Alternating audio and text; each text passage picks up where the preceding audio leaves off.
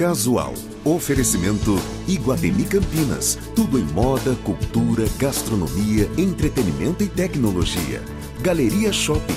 O shopping que inspira a moda.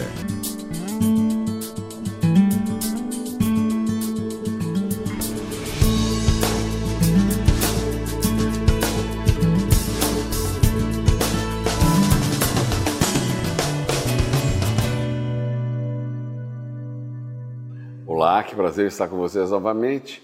Hoje eu tenho um assunto muito interessante da área de saúde. E é um assunto que está muito em voga hoje, que é a fertilização in vitro. Quer dizer, você já deve ter ouvido falar, principalmente nesse segmento de casais do mesmo sexo, homoafetivos, e que está tendo aí uma procura muito grande esse tipo de tratamento de conduta médica, principalmente para mulheres de uma certa idade, que querem ter os seus filhos até independentes. Eu não sei se seria esta a palavra exata. E, portanto, eu convidei o Dr. Carlos Alberto Peta, que é diretor de uma clínica de fertilização, a Clínica Fertilidade e Vida, aqui em Campinas, para que converse um pouquinho conosco e explique um pouquinho os detalhes desses novos procedimentos. Um prazer em tê-lo aqui conosco mais uma vez. Prazer é meu, Almir. Tudo bem? Bom estar com você sempre informa a todo mundo e são programas muito agradáveis, então é sempre um prazer. A recíproca verdadeira, porque o prazer é tê-lo aqui conosco também. Doutor Carlos, porque hoje existe já está, digamos assim, quase que popularizado esse procedimento, né, essa conduta. E a minha pergunta qual é a diferença, digamos assim, no conceito médico de você ter um filho desta maneira ou da tradicional, digamos assim, da maneira natural? Eu acho que o que você falou, primeiro é importante de que está popularizado no sentido de estar conhecido que existe fertilização.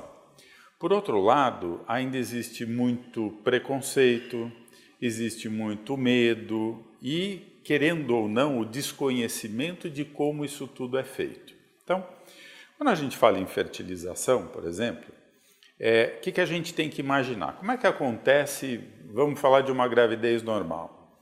A mulher ovula, a trompa ou a tuba uterina vai lá, pega o óvulo, o espermatozoide sobe pelo colo do útero, passa por dentro do útero, encontra com esse espermatozoide lá na trompa, ali eles se unem, é isso que a gente chama de embrião, é a união entre óvulo e espermatozoide e começa a se dividir em células.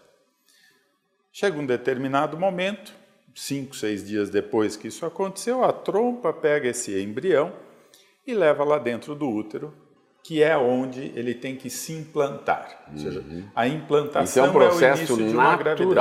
Natural. A natureza se incumbe. Exatamente. O que a gente faz numa fertilização in vitro? Muito parecido. Ou seja, nós vamos pegar o óvulo, passar para o pessoal do laboratório, no laboratório elas vão pegar os espermatozoides, unir aos óvulos, observar a formação dos embriões e a gente vai e coloca o embrião de volta dentro do útero. Então, se você for ver, isso se assemelha muito ao que é o processo natural. Trocando em miúdos também, não existe a relação sexual. Não existe. Por isso que se chama de reprodução assistida. E nisso que a gente entra nas várias alternativas. Fala, por que se usa um tratamento de fertilização? Então, às vezes, o homem tem pouco espermatozoide, ele nunca vai conseguir chegar no óvulo ou não vai conseguir fertilizar esse óvulo. A gente tem que entrar, favorecer esse processo. Às vezes, a trompa está obstruída. Esse é o laboratório da mulher. Se o laboratório dela não está bem, a gente empresta o nosso, né?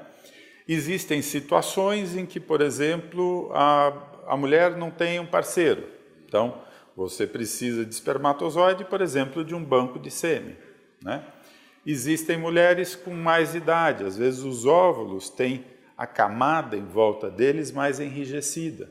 O espermatozoide não consegue entrar. Então, você usa maneiras de facilitar isso mesmo.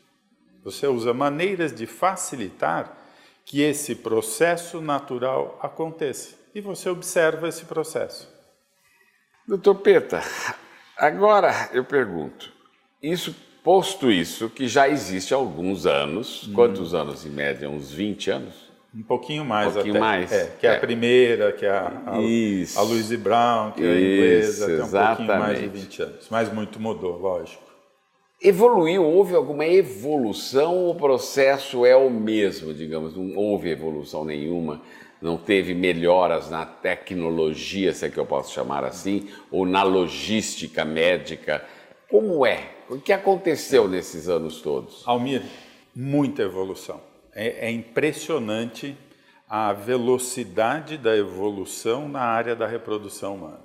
E em tudo que você possa imaginar. Então, desde do que é equipamento, então laboratórios modernos como o que a gente tem hoje, você tem equipamentos que monitoram o embrião sem precisar abrir estufa, por exemplo, é aquilo que eu te falava, você respeita o máximo possível a natureza desse embrião, te dá informações que você não tinha vários anos atrás, né? Mostra até a divisão das células. 20 anos atrás, a gente falava, olha, uma taxa de gravidez vai engravidar mulheres aos 35 anos, 15% de quem faz uma fertilização in vitro. Hoje, essa taxa é de 60%, às vezes até um pouco mais, né? Sendo que nós conseguimos essa grande melhora em resultado com uma coisa muito importante, que é diminuindo o número de embriões colocados dentro do útero. O que a gente fazia há 20 anos atrás? Você colocava um monte de embrião para ver se algum dava certo. Exatamente. Não era muita gente que engravidava e quem engravidava às vezes corria um risco de gravidez de 2, de 3, de 4, de 5.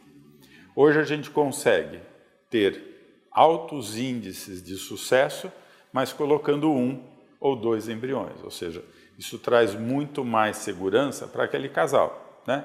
É lógico, é bonitinho ver no shopping gêmeos, trigêmeos, mas a gente se preocupa muito com isso, porque o risco dessa gestação não deixa de ser maior.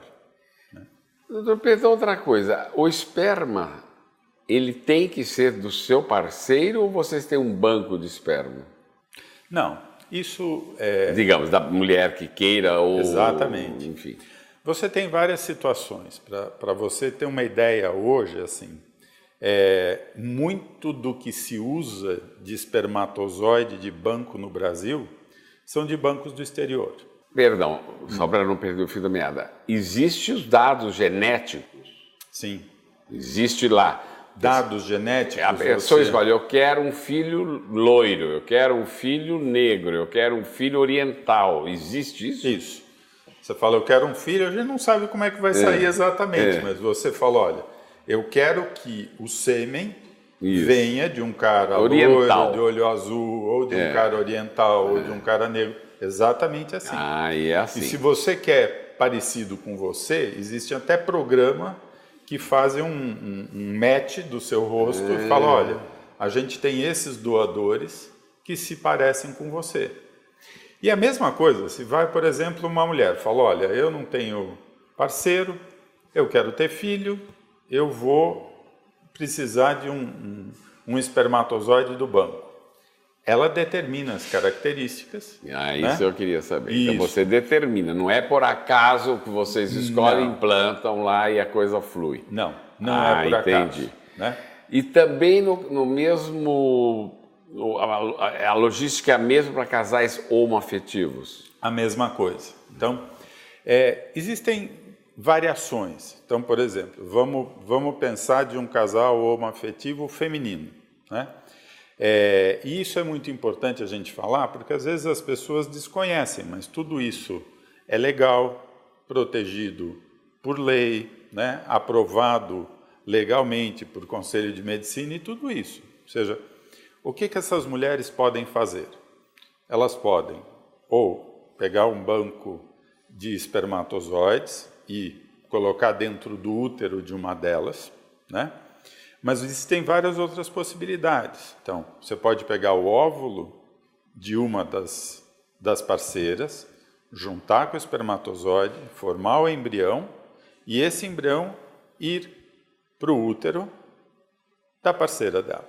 Ou seja, você junta, as duas estão mais unidas ainda, porque uma levou a gestação adiante com o óvulo da outra. Você tocou num assunto muito interessante, que eu ia perguntar isso. No caso de duas mulheres, por exemplo, se ela pega no banco de óvulo, espermatozoides, o filho passa a ser só da que gera, né? Então, legalmente não. Não, legalmente é outra coisa, mas biologicamente sim, né? Que é uma coisa outra, que complicada. participação tem a outra? Se o óvulo é dela, se você for fazer um DNA, o DNA vai mostrar que a dona do óvulo é fulana. É fulana. Ponto. Tá? Só que quando você tem casais que são, em especial que já são casados, legalmente, você já registra no nome das duas. Ah, sim, com certeza. Entendeu? Não, eu digo no DNA mesmo. Porque sim, o DNA vem de uma ou de outra. Vem de uma ou de outra, né? Exatamente. E no caso masculino é a mesma coisa? No caso masculino, vai de um parecido, pode ir de um não só. Pode misturar os dois. Pode ir dos dois, mas pode? você precisa um óvulo doado e você precisa de alguém que empreste o útero, que hospede. Então, é um pouquinho mais complicado, né? Mas tudo isso você passa por aprovações legais, né? Você fala, por que precisa de tudo isso? Porque a hora que essa criança nasce, ela tem que ser registrada em nome dos pais, né?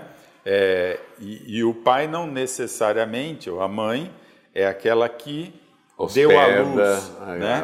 Ou não necessariamente é aquela que tem o DNA. Então, hoje é muito comum também, por exemplo, a necessidade de óvulos doados, né?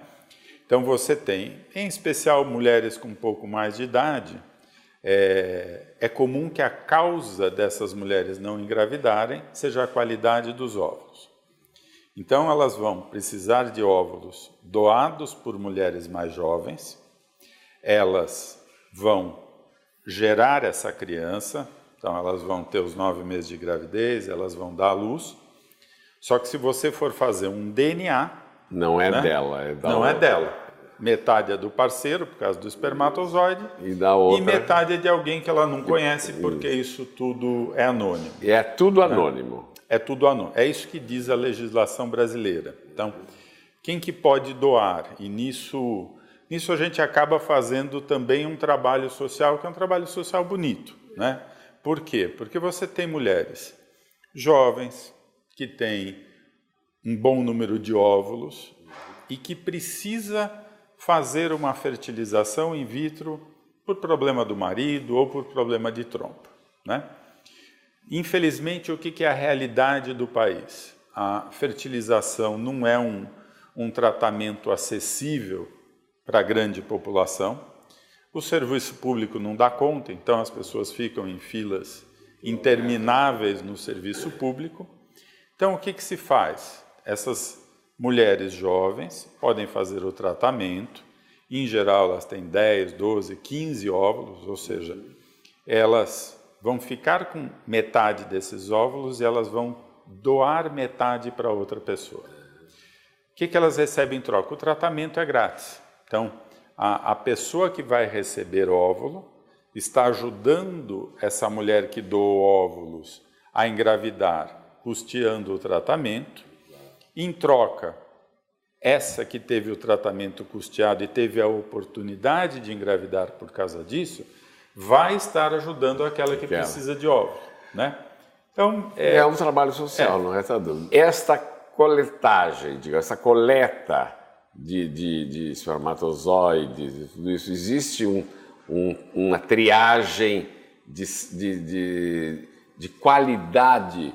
Porque será que não vem de uma pessoa, de um alcoólatra, de um viciado em droga, ou de uma... Porque isso tudo é importante, porque reflete lá no futuro da criança. Claro. Existe isso? Existe em tudo. tá? Desde do doador de espermatozoide, do doador de óvulos, né?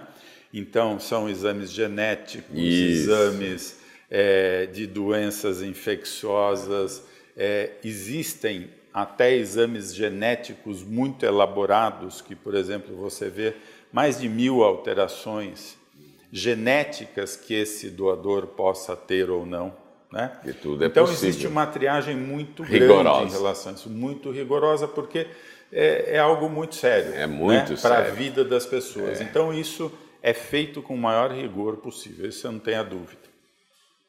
Maravilha, perfeito.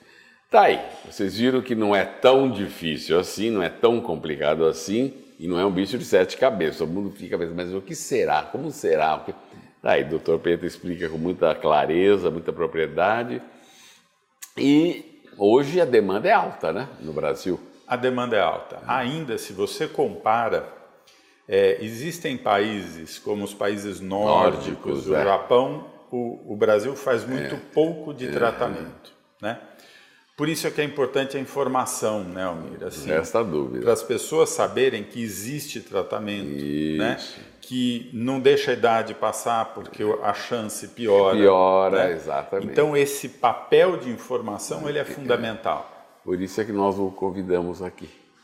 Eu te agradeço bastante pelo convite, sempre, como eu te falei, é um enorme prazer. Eu é que agradeço. Casual entrevistou hoje o Dr. Carlos Alberto Peta. Nós falamos sobre fertilização in vitro.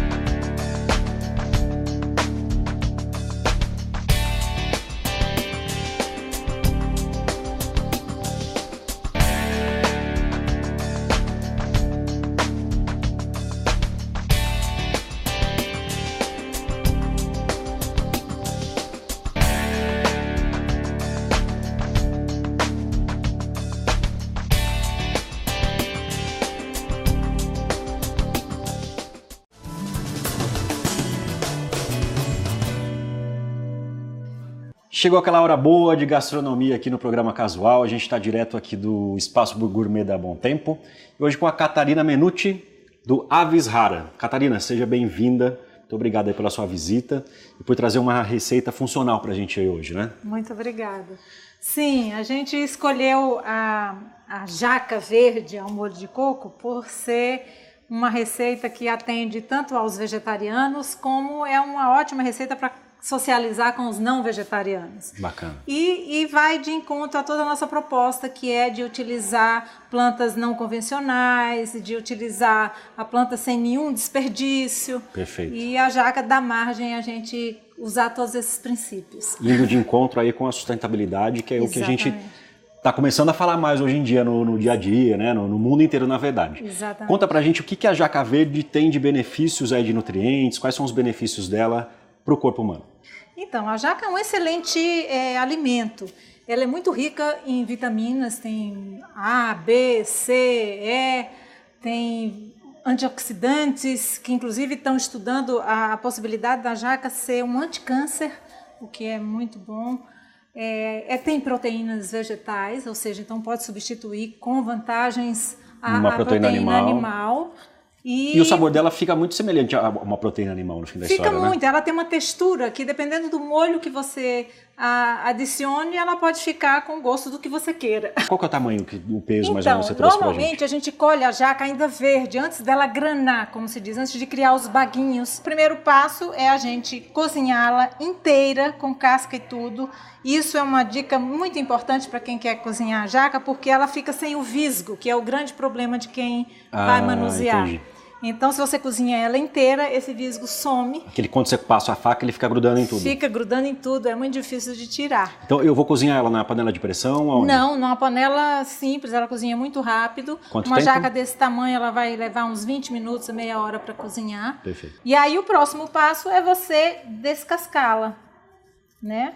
E ela fica linda, né? Uma cor super bonita. Pois é. Tem gente que confunde ela com... Gente, parece atum. lagarto, não parece aquela carne de lagarto? Parece. Dá pra fazer uma salada, por exemplo, com a Dá jaca para verde fazer cozida? ela fria com salada, fica excelente. Fazer um salpicão, por exemplo. Que eu lembrei agora daquela salada salada de lagarto, sabe, da carne? Sim. Que ele vem fatiadinho, ficou com a carinha dele aí, né? Deve ficar uma delícia. E ela é muito parecida com a textura do frango. Então, para fazer um salpicão de frango, por exemplo, ela é excelente.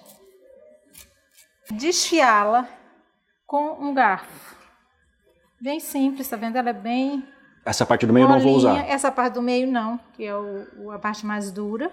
Então, você desfia Super simples. e ela fica super simples.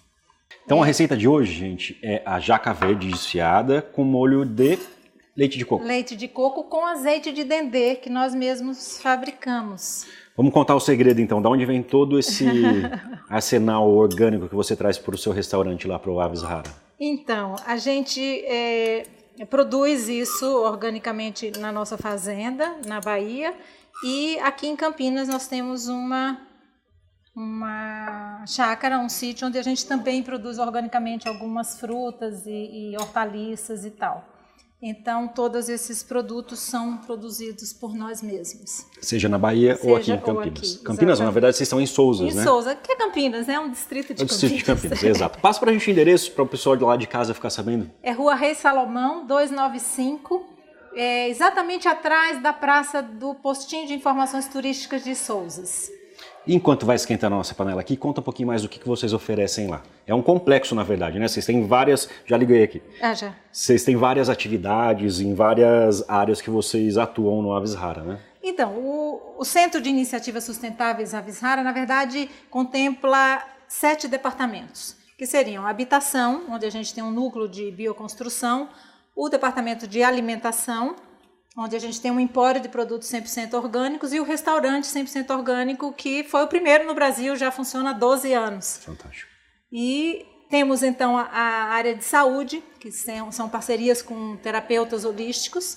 Temos a área de arte e artesanato, a gente tem uma pequena loja de artesanato com esse foco da sustentabilidade.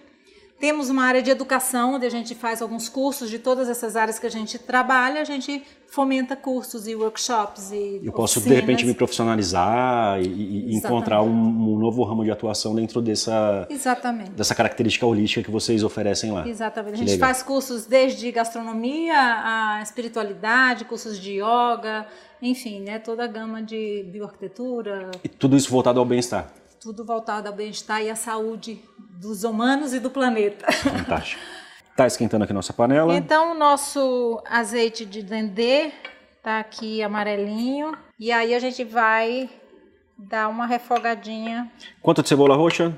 Você pode considerar umas 3 colheres cheias de cebola roxa. E a Perfeito. cebola roxa, porque ela é muito mais antioxidante do que a branca e tem um sabor muito bom. Enquanto a cebola roxa dá uma fritadinha, nós vamos servir a nossa jaca com um purê de inhame, que também é um alimento super nutritivo, super bom em termos de antioxidantes. Além de tudo, facílimo de cozinhar. Aqui a gente vai cozinhar ele apenas na água e sal e depois amassar levemente com o garfo e fazer o nosso pirezinho de base à jaca. Perfeito. O cheiro da cebola já tá, ó, com dendê maravilhoso. Isso. Então a gente agora, com calma, adiciona a jaca, que está desfiadinha. Se eu quiser ela mais pedaçuda, eu desfio menos? Você desfia menos, mas é interessante ela bem desfiadinha, porque ela absorve o sabor de todos os temperos que você colocar melhor. Entendi. Né? Então...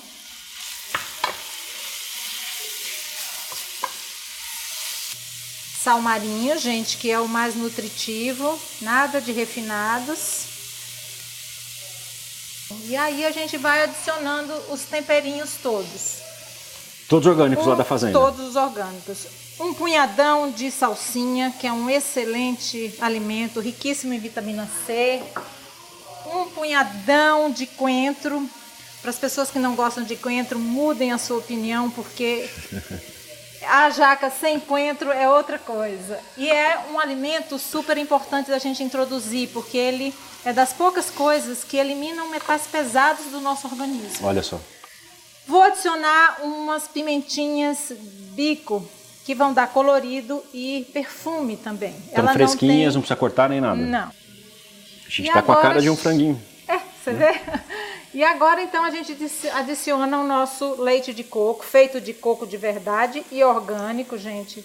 Não se iludam que coco não tem veneno, porque infelizmente os coqueirais de hoje em dia são todos feitos na base, ou quase todos, né, os que não são orgânicos, na base da monocultura. E com isso muitas pragas estão sendo geradas. E aí os agrotóxicos estão sendo utilizados em larga escala. A gente vai apenas dar uma pequena amassadinha com o próprio garfo. Então vocês percebem que o tônus do inhame nem é mole demais e nem é duro demais, que uma ligeira amassadinha já é o suficiente. Vai ficar um purezinho meio rústico. Vai ficar um purezinho meio rústico. Ele tem uma texturazinha, o que é bom de acompanhar a jaca.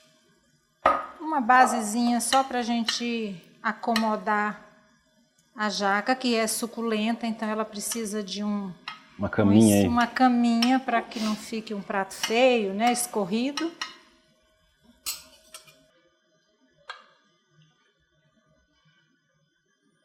Tá linda, tá parecendo um fricassê. Com as pimentinhas, então. E é isso, gente. Então, para finalizar a sua participação incrível aqui no programa Casual, vou experimentar a nossa jaca com leite de coco. E azeite de dendê. E azeite de dendê, que foi tudo produzido pelo Aves Rara, e você trouxe gentilmente aqui pra gente. Convido vocês também em casa para visitarem o espaço, a gente vai dar o endereço aí para vocês. Com certeza vale muito a pena, não só pelo restaurante, que deve ser incrível, mas por todas as atividades que vocês oferecem lá, né? Muito Será agradecida. Que tá bom? Eu que agradeço. Vamos ver agora se eu agradeço de verdade. Acho que não tem como tá ruim, né? E tudo aqui tem como é que chama? Uma textura, né? Isso. Vou te confessar uma coisa. Eu tava com medo por conta do coentro. Eu não sou o maior fã de coentro do mundo. Na hora que eu vi ela colocando coentro, eu falei assim... Não vou conseguir. Mas fica muito diluído, não sutil. É? Sutil. Com leite de Exato. coco, ele fica adocicado e aí fica muito sutil. Gente, dá para incluir isso na alimentação do dia a dia tranquilamente. Muito fácil de fazer. Os ingredientes não tem nada de absurdo, eu consigo encontrar em qualquer lugar. Muito melhores orgânicos. Sim. E o gostinho é incrível.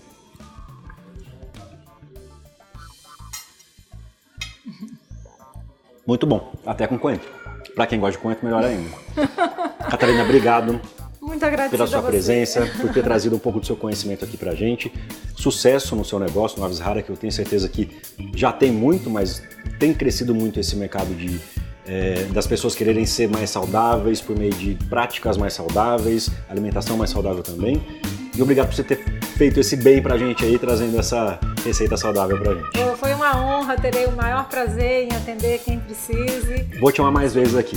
Com certeza. Muito obrigada. Sim. Eu que agradeço. Então esse foi o quadro de gastronomia com a Aves Rara, aqui com a Catarina Menucci. E espero que vocês tenham gostado. Até a próxima.